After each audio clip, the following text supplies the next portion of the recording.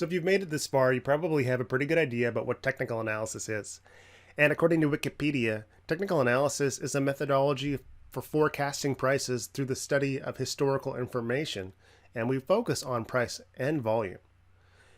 Ultimately, technical analysis is a tool that we can use as a means for understanding what's happening in the market, why prices are moving in particular directions, and it allows us to develop a strategy for planning our own trades and forecasting price action. We can take all of the information that's presented to us in one of these financial charts.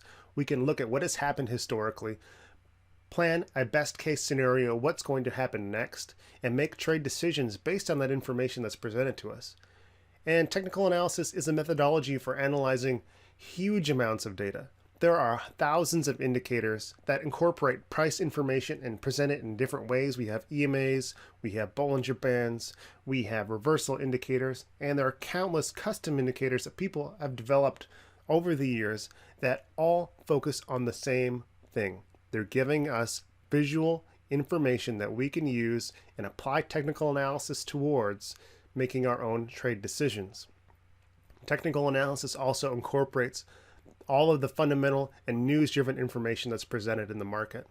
If you have a company who has a good news report, that price of the stock is going to move.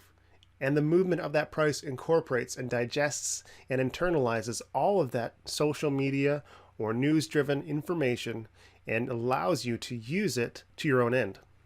Lastly, technical analysis, it allows us to visualize when something is wrong. If we have taken all of the information that we know about the market, we've developed a trading plan, we've decided on a strategy, we've got a forecasted price, and we're using our technical analysis to plan our trade, TA also tells us when we're wrong and we need to step back, get out of our trade, and reassess with what's happening in the market. Technical analysis is absolutely critical for anyone who wants to trade.